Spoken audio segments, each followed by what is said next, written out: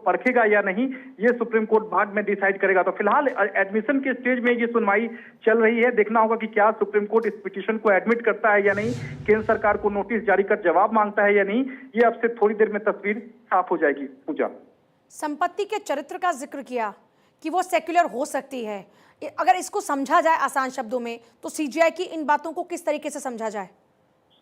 देखिए, सीजीआई का साफ तौर पर कहना था कि यहाँ जामा मस्जिद का हवाला जो है वो कपिल सिब्बल बार बार दे रहे थे और अनिवार्य धार्मिक शब्द का इस्तेमाल वो कर रहे थे कि उनका कहना था कि वक्फ की जो संपत्ति है उसमें किसी भी बाहरी जो है वो प्रशासन का दखल नहीं हो सकता है। सीधे सीधे तौर पर कपिल का जो इशारा था वो सरकार के दखल पर था, यानी कि सरकार ने जो कानून में संशोधन जो लाया है उसमें सीधे तौर पर सरकार का दखल होगा, ये कपिल सिब्बल का बार बार ये कहना था। यही वजह थी कि कपिल सिब्बल ने जामा मस्जिद का उदाहरण दिया। इस पर सीजीआई ने कहा कि जामा मस्जिद समेत सभी प्राचीन स्मारक संरक्षित हैं, ये आप बार बार हमें इस बात को ना समझाएं, इस बात में हमें ना उलझाएं। तो कहीं ना कहीं ये कपिल सिब्बल की दलील ये जरूर है कि सरकार का इस पूरे मामले में जो वक्फ की जो संपत्ति है उसमें सरकार का इंटरफेरेंस नहीं हो सकता है, ये कपिल सिब्बल का कहना था। और ये जो कानून में जो संशोधन हुआ है ये पूरी तरह से असंवैधानिक है,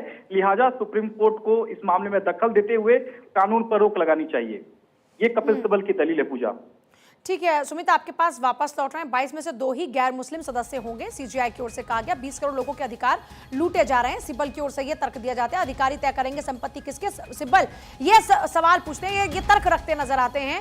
हर चीज को धार्मिक तौर पर नहीं देखा जा सकता, सीजीआई की ओर से कहा जाता है। क्योंकि सुमित आप लगातार जो प्रोसीडिंग्स है उनको कवर करते हैं और उनको बारीकी से समझते हैं, जानते हैं। अभी तक जो बहस चल रही है उसमें यह नजर आ रहा है कि कपिल सिब्बल के जो तर्क अभी तक दिए जा रहे हैं उन पर कहीं ना कहीं सीजीआई सहमत नजर नहीं आ रहे हैं। जी बिल्कुल, देखिए उनका साफ तौर पर कहना है कि इस मामले में धार्मिक जो है वो अनिवार्य है, यानी कि वक्फ की जो संपत्ति है वो अपने आप में मुसलमानों की संपत्ति है, बाहरी दखल जो है वो बर्दाश्त नहीं किया जा सकता है, ये कपिल सिब्बल बार बार कह रहे हैं। कपिल सिब्बल का ये भी कहना था कि सेंट्रल वक्फ काउंसिल 1995 के तहत सभी नामांकित व्यक्ति मुस्लिम थे, ये कपिल सिब्बल की अहम दलील थी। और मेरे पास चार्ट है, ये भी कपिल सिब्बल ने कहा, सभी हिंदू और सिख बंदोबस्त नामित व्यक्ति हिंदू या सिख रजिस्टर्ड डीड से निश्चितता आएगी। जो ये बात कही है इसमें तो साफ तौर पर प्रशासनिक स्तर पर पावर की बात पर जोर देते नजर आ रहे हैं सीजीआई कि संपत्ति किसकी है नहीं, ये सब प्रशासनिक स्तर पर तय होगा, जिसकी डीड पक्की होगी संपत्ति उसकी होगी। अब बिल्कुल देखिए, कपिल सिब्बल का जो तर्क है वो अपने आप में उनका तर्क है। देखिए कपिल सिब्बल का ये समझना होगा कि कपिल सिब्बल कहना क्या चाह रहे थे। कपिल सिब्बल का ये कहना था कि सेंट्रल वक्फ काउंसिल 1995 के तहत सभी नामांकित व्यक्ति मुस्लिम थे।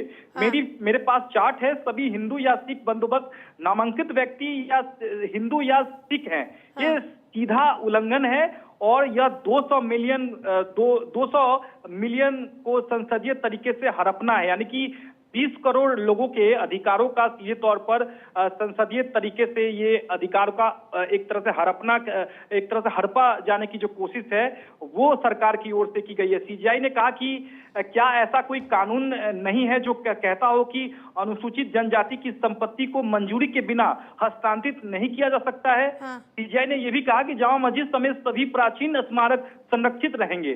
सिब्बल ने कहा कि 5वां पॉइंट मेरा यह है कि कानून की धारा S3E, अब मेरे पास एक चार्ट है जिसमें सभी मुसलमानों को अनुसूचित जाति मान लिया गया है। तो ये कहीं ना कहीं कपिल सिब्बल ये बताने की कोशिश कर रहे हैं कि वक्फ की जो संपत्ति है उसमें सरकार का जो दखल है वो पूरी तरह से गलत है।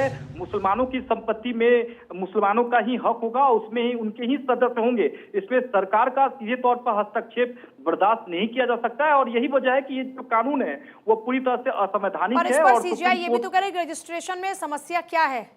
जब ये बात उन्होंने कही तो फिर वही बात आ गई कि आपके पास कुछ भी है अगर संपत्ति कुछ तो आप उसकी जो भी लीगल डीड उसको सामने रखा जाए, रजिस्ट्रेशन होना ही चाहिए, काम पक्का होना चाहिए। जी बिल्कुल, ये जो संशोधित कानून में जो सरकार ने जो क्लॉज लगाया है उस पर कपिल सिब्बल ने आपत्ति जताई है। कपिल सिब्बल का कहना है कि जो 1995 का जो वक्फ काउंसिल था उसमें मुस्लिम सदस्य थे और आने वाले दिनों में भी मुस्लिम सदस्य होने सकते थे और इसमें सरकार ने संशोधन कानून में ये कर बदलाव कर दिया है, जो कि ठीक नहीं है और यही असंवैधानिक है और एक तरह से धार्मिक जो अनिवार्यता है उसमें सीधे तौर पर घुसपैठ करने की कोशिश